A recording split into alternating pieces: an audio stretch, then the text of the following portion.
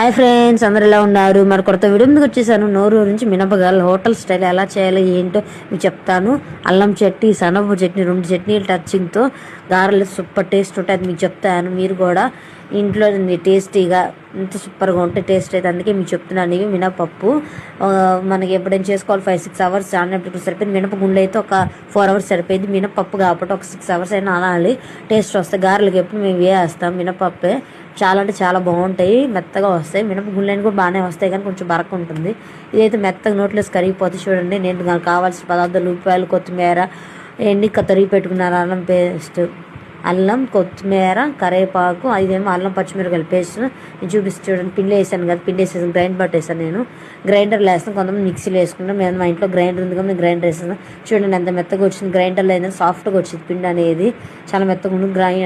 మిక్సీలో ఏంటంటే కొంచెం బరగ్గా ఉంటుంది. అందుకే మేము ఎప్పుడు మిక్సీ ట్రై చేయమున్నా కానీ ఇప్పుడు గ్రైండర్లో వేసేస్తాను. చూడండి అన్నీ వేసి కలిపేసాను కదా, ఉల్లిపాయలన్నీ. పిండి కూడా చూపించండి ఎంత సాఫ్ట్గా ఉందో చూసండి. చూడండి నేను వేస్తున్నాను ఇప్పుడు గారెలు అనేది. నేను కూడా ఫస్ట్ టైం, నాకు రాదు, ఎప్పుడు మా అమ్మగారు వేస్తారు. నేను ఇదే ఫస్ట్ టైం ట్రై చేస్తున్నాను. ఎలా ఉంది మీరే చెప్పాలి నాకు. చూడండి నేను ఎలా వేసి చూపిస్తున్నాను మీకు. బొక్క పెట్టాలి కదా, నేను బొక్క పెట్టి బాగా అలవాటు, నాకు చెప్తున్నాను మీకు గారెలు ఎట్లా ఫస్ట్ టైం అని. ఎలా ఉన్నాయి లేదు మీరు చూడాలి టేస్ట్ అనేది. నేను ఎలా వేస్తున్నాను లేదు మీకు చూపించాలనుకుంటున్నాను. నేను ఏ వంట చేసినా ఫస్ట్ నా యూట్యూబర్ సబ్స్క్రైబర్స్ చూపించాలనుకుంటాను. అందుకే మీకు చూపిస్తున్నాను ఫ్రెండ్స్. ఏమైనా తప్పులుంటే మీరే చెప్పాలి. నాకు అంత కుకింగ్ అంత అనుభవం లేదు, నాకు వచ్చినాయి మీకు చూపిస్తున్నాను అంతే. అలా ఏమైనా ఉంటే నాకు కొంచెం సారీ, అందుకు చెప్తున్నాను. మీ అంత ఏం కాదు, ఏదో జస్ట్ ఇప్పుడు నేర్చుకుంటారు కుకింగ్ వీడియోస్, అది యూట్యూబ్ కోసం నేర్చుకుంటున్నాను. ఇది కాదు, ఆడపిల్ల అయితే అందరూ నేర్చుకోవాలి కదా. యూట్యూబ్ దానివల్ల ఏంటంటే నాకు ఇంకా తెలుస్తుంది ఏమేమి చేయాలి ఏంటి అనేది. అందుకే నేను బాగా నేర్చుకుంటాను యూట్యూబ్ కోసం అనేది. చూడండి ఫ్రెండ్స్, ఇంకా మనకైతే గారెలు అయితే రెడీ అయిపోతున్నాయి కదా. నేను వేసేసాను ఫ్రెండ్స్. నాకు వచ్చిన ట్రై చేశాను. వాళ్ళేందుకు సోమవారం కదా ఫ్రెండ్స్, మేము సోమవారం ప్రతి ఒక్క స్పెషల్ ఉంటుంది సోమవారం రోజు. అందుకే వాళ్ళ గారెలు తినాలనిపించింది కాబట్టి గారెలు చేసుకున్నాము. నేను మా మమ్మీ ఉపవాసం, అందుకని అలా చేశాను. ఇప్పుడు చట్నీ కోసం శనగగుండు, శనగపప్పు, పచ్చిమిరపకాయలు 3-4 పచ్చిమిరపకాయలు వేసుకోవాలి. మాకు 3 చాలు. అది చూడండి పచ్చి కొబ్బరి, చూడండి పచ్చి కొబ్బరి ఫ్రెండ్స్ ఎలా ఉందో. ఇదమ్మా చింతపండు, నేను 2 చట్నీలు ఒకేసారి పెట్టేసాము.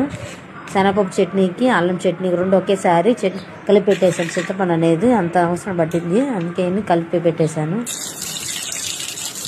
చూడుతుంది ఇది చట్నీకి వేసే తిరుమాత. కొంచెం తిరుమాత గింజలు ఎవరింట్లోనే ఉంటాయి. కొంచెం ఎండుమిరపకాయలు,